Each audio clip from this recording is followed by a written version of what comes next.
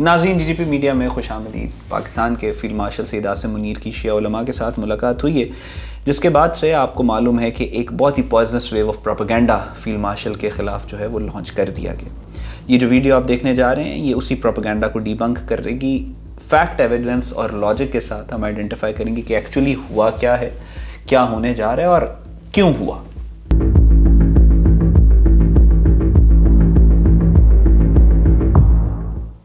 اچھا ناظرین، اسرائیل نے جب ایران کے اوپر حملہ کیا اور ایران کے سپریم لیڈر کی شہادت ہوئی، شہادت کے بعد پوری دنیا کے اندر مسلمان جو تھے ان کو ایک غم تھا، ایک غصہ تھا اپنی جگہ کے اوپر، لیکن کہیں بھی پوری دنیا کے اندر ایون جو ایرانینز سے انہوں نے ایران کے اندر کسی ایمبیسی کو، کسی یو این آفس کو آگ نہیں لگائی، حملہ نہیں کیا، اور جو ایرانین ڈائسپورا پوری دنیا میں تھا انہوں نے بھی اس طریقے سے کسی ایمبیسی کو آگ نہیں لگائی، کسی ایمبیسی کو کے اوپر اٹیک نہیں کیا، یو این کے کسی آفس کو آگ نہیں لگائی، کسی پولیس اسٹیشن کو، کسی اسکول کو، ایسا کوئی واقعہ ایرانینز نے نہیں کیا۔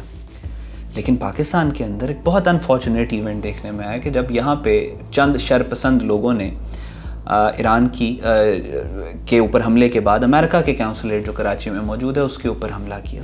ظاہر ہے یہ انٹرنیشنل لاء کی خلاف ورزی ہے، آپ اس دنیا میں رہتے ہیں، آپ جو معاہدے ہوئے ہوئے ہیں، اس دین اسلام بھی آپ کو یہی کہتا ہے کہ آپ کا کسی کافر کے ساتھ بھی معاہدہ ہے تو آپ نے اس کی پاسداری کرنی ہے۔ پاکستان ایک کمیٹی آف نیشنز کے اندر رہ رہے ہیں، ہمارے پوری دنیا سے معاہدے ہوئے ہیں، ہم سگنیٹری ہیں بہت سارے انٹرنیشنل جو اگریمنٹس ہیں اس کے۔ وینا کنونشن کے مطابق ہماری ذمہ داری، ہماری رسپانسبلٹی ہے کہ ہم نے دوسرے کونسلیٹس کو سیو کرنا ہے، اور جب آپ ایک کونسلیٹ کے اوپر اٹیک کرتے ہیں تو وہ ایک کونسلیٹ کے اوپر اٹیک نہیں ہوتا، اس سے ساری جو آپ کے فورن پالیسی ہے اور سارے کونسلیٹس جو ہیں وہ افیکٹ ہوتے ہیں، چاہے وہ مسلم ہو چاہے وہ غیر مسلم ہو۔ تو جب یہاں پہ اٹیک کیا گیا کچھ شرپسند عناصر نے کراچی میں، تو اس کے بعد یہ بات واضح طور پر سامنے آئی کہ کچھ فورسز ہیں وہ سیکٹیرین وائلنس پاکستان میں فین کرنا چاہ رہے ہیں اس کو۔ پھر گلگت بلتستان میں دیکھا کہ یو این کے آفس کے اوپر اٹیک ہو گیا، اس کے بعد سکولز کے اوپر اٹیک ہو گیا، پولیس اسٹیشن کے اوپر اٹیک ہو گیا، یعنی ہر وہ مرکز کہ جن کا دور دور تک کوئی بھی پولیٹیکل یا جیو پولیٹیکل یا اس طرح کی جنگ کے ساتھ کوئی لنک بھی نہیں ہے، ان کو ٹارگٹ کیا گیا۔ اب یہ تاریخ میں پہلی بار تو نہیں ہوا کسی ملک میں ایسا۔ اس طرح کے واقعات عرب سپرنگ سے پہلے سیریا میں ہو چکے ہیں، اس طرح کے واقعات لیبنن میں ہو چکے ہیں اس سول وار سے پہلے، اسی طرح کے واقعات شروع ہوئے تھے نا عراق میں، پھر اس کے بعد عراق جو ہے آج آپ دیکھیں عراق از رولڈ بائی گینگسٹرز اینڈ تھگس، یہی واقعات وہاں پہ شروع ہوئے تھے۔ پوری مسلم دنیا کے اندر پہلے اس طرح ہو چکا ہے، ایک ایونٹ مس پلیس ٹینگر اور سول وار، تو یہ پہلے بھی ہو چکا تھا۔ لہٰذا ان واقعات کے بعد بہت سینسیبل شیعہ علماء سامنے آئے اور انہوں نے کہا کہ بھئی آپ یہ کام نہیں کر سکتے، اور جو یہ کام کر رہے ہیں ان کا ہم سے کوئی تعلق نہیں ہے، آپ بلڈنگز کو آگ نہیں لگا سکتے، آپ اپنے ملک کو نقصان نہیں پہنچا سکتے۔ اچھا، یہ بات بڑی پوری پاکستان کے اندر اس بات کو بڑا اپریشیٹ کیا گیا، اور ظاہر ہے جن علماء نے یہ بات کی ان کو ہر بندے کا سلوٹ ہے کہ کس طریقے سے انہوں نے اپنے جو فرقہ واریت ہے یا فرقہ جو ہے اس سے اوپر اٹھ کے انہوں نے دین اسلام کا سوچا، انہوں نے پاکستان کا سوچا۔ لیکن اس کے بعد ظاہر ہے کیونکہ یہ سوشل میڈیا کا دور ہے تو کچھ سوشل میڈیا انفلوئنسرز نے یہ بات کہی کہ اگر ایران کے ساتھ یہ ہوا یا آپ نے یہ حکومت پاکستان نے نہ کیا تو ہم پورے پاکستان میں آگ لگا دیں گے۔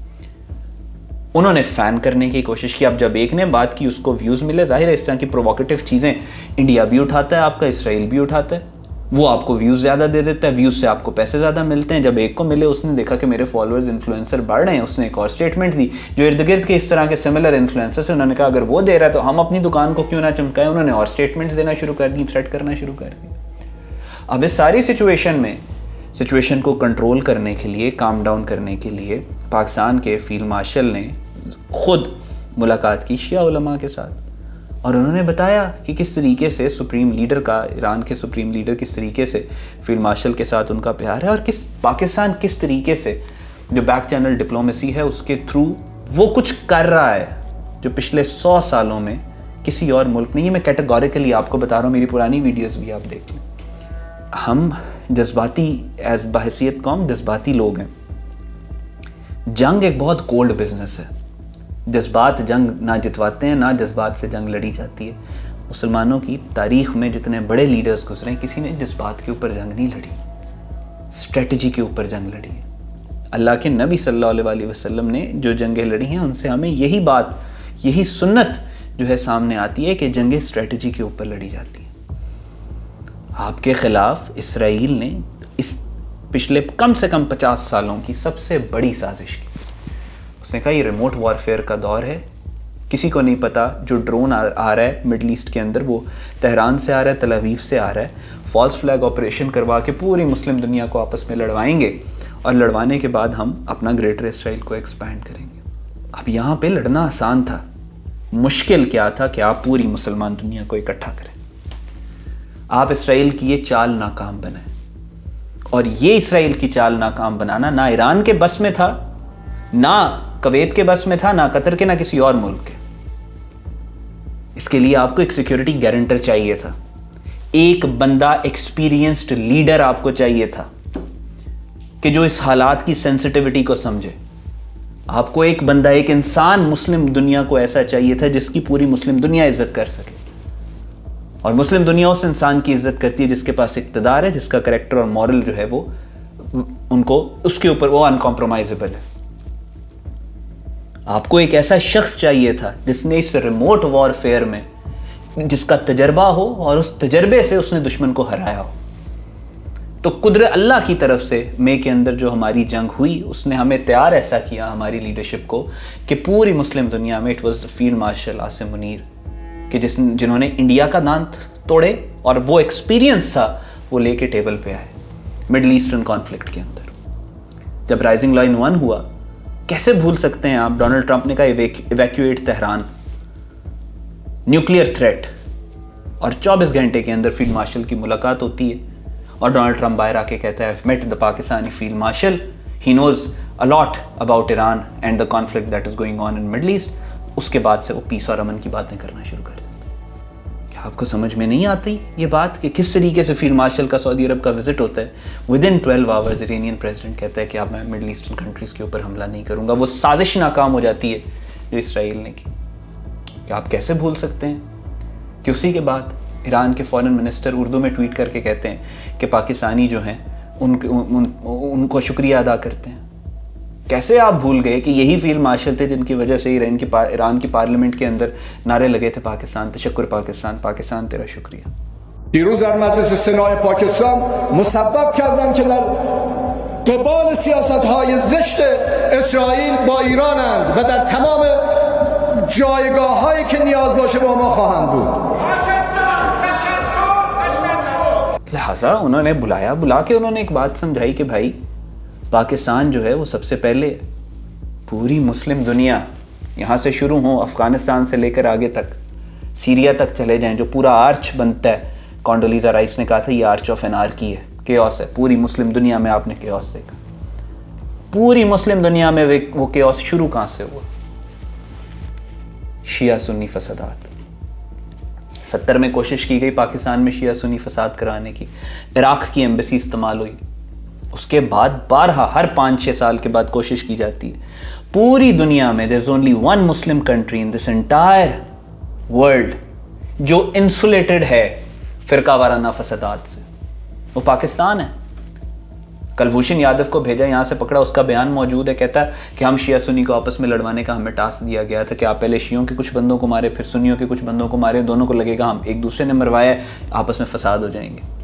یہ جو خودکش حملہ ہوا ابھی ترلئی میں پنڈی کے پاس، کیا کوشش کی گئی تھی وہاں پہ؟ ایران کے اوپر حملے سے پہلے تانے بانے کنیکٹ کریں کہ کس طرح کا شیعہ سنی فساد کروانا تھا. اور ابھی اگر یہ جو پروپیگنڈا کیا جا رہا ہے اس میں انڈینز بھی آپ کو نظر آ رہے ہیں، اسرائیلیز بھی نظر آ رہے ہیں. مقصد وہی پرانا ہے. کسی طرح پاکستان یہ واحد ملک جو بچا ہوا ہے شیعہ سنی فسادات سے، اس کو ٹارگٹ کرو، ادھر شیعہ سنی فساد کرواؤ، پھر صحیح کیوس ہوگا. یہاں پہ پاکستان کی سوسائٹی کے اندر، پاکستان کی گورنمنٹ کے اندر، پاکستان کی فوج کے اندر ہر جگہ کے اوپر شیعہ سنی اس طرح پروئے ہوئے ہیں آپس میں جیسے تسبیح کے دانے ہوتے ہیں. بارڈر کے اوپر سرو کر رہے ہیں، کوئی فرق نہیں ہے فرقوں کا. حکومت میں سرو کر رہے ہیں، کوئی فرق نہیں ہے فرقوں کا.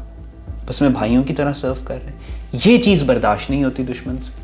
تو لہٰذا یہ جو پروپیگنڈا ہے اس کو نلیفائی کرنے کی ضرورت ہے.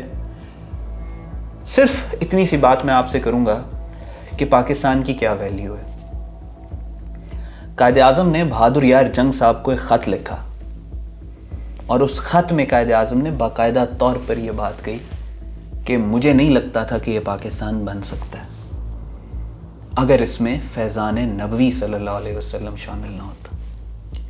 27 رمضان کو یہ پاک ملک پاکستان یہ اللہ تعالیٰ نے ہمیں تحفے میں دیا۔ یہ بابا اشفاق احمد رحمۃ اللہ علیہ فرماتے ہیں یہ پاکستان معجزے سے بنا تھا، معجزے سے قائم ہے۔ یہ صالح علیہ السلام کی اونٹنی کی طرح ہے، جو اس کو نقصان پہنچانے کی کوشش کرے گا دنیا آخرت میں رسوا کر دیا جائے گا۔ واصف علی واصف فرماتے ہیں پاکستان ایک نور ہے، نور کو زوال نہیں۔ آج پوری مسلم دنیا میں اگر کوئی نیوکلیئر پاور ملک ہے تو وہ پاکستان ہے۔ آج پوری مسلم دنیا میں کفار کا منہ توڑنے والا اگر کوئی ملک ہے تو وہ پاکستان ہے۔ آج پوری مسلم دنیا میں اگر کوئی سب سے پروفیشنل آرمی ہے تو وہ پاکستان کی ہے۔ اگر پوری مسلم دنیا نے آگے اکٹھے ہونا ہے تو وہ پاکستان کے پرچم کے نیچے ہونا ہے۔ جو پاکستان پہ حملہ کرتا ہے وہ ڈائریکٹلی مسلم امت پہ حملہ کرتا ہے، چاہے شیعہ ہوں، چاہے سنی ہوں، چاہے جو مرضی ہوں۔ یہ جب آپ پولیٹیکل انوائرمنٹ کی بات کرتے ہیں، جیو پالیٹکس کی، آپ کی ویلیو اور قدر آپ کے فرقے کی وجہ سے نہیں ہے، آپ کی ویلیو اور قدر پاکستان کی وجہ سے۔ ایرانین گورنمنٹ پاکستان کے ہمارے جو شیعہ علماء ہمارے بھائی ہیں ان کی زیادہ عزت کیوں کرتی ہے ایز کمپیئر ٹو دا شیعہ علماء آف یمن، دا شیعہ علماء آف سیریا، حالانکہ ان کے پارٹنرز ہیں، دا شیعہ علماء آف لیبنن، دا شیعہ علماء آف ایجپٹ؟ کیوں پاکستان کے علماء کی زیادہ قدر کرتی ہے؟ کیونکہ وہ پاکستان کے علماء ہیں۔ اور اسی طرح باقی دیگر فرقوں کے آپ کی قدر اس وجہ سے ہوتی ہے، فرقے کی وجہ سے نہیں ہوتی۔ انٹرنیشنل سسٹم اس طریقے سے نہیں چلتا۔ آپ کی قدر ہوتی ہے کہ آپ ایک نیوکلیئر آرمڈ پاکستان کے اندر موجود ہیں۔ لہٰذا پاکستان اگر بچے گا تبھی we stand a chance against our enemies. آج اگر آپ پاکستان کو نقصان پہنچاتے ہیں، آپ ڈائریکٹلی ایران کو بھی نقصان پہنچا رہے ہیں، آپ ڈائریکٹلی پورے مسلم ورلڈ کو نقصان پہنچا رہے ہیں۔ پلیز، جذباتیت کے اندر ہر جنگ جو ہے وہ ایموشن سے نہیں لڑی جاتی۔ تاریخ اسلام اٹھا کے پڑھیں، ایک ٹرم ہوتی ہے اسٹریٹجک پاز، ایک ٹرم ہوتی ہے اسٹریٹجک ریسٹرینٹ، ایک ٹرم ہوتی ہے اسٹریٹجک ریٹریٹ۔ جب آپ کو لگے کہ دشمن بہت کمزور ہو چکا ہے، وہ اندر سے ٹوٹ جائے گا، تو بہتر ہے آپ تھوڑا ویٹ کر لیں۔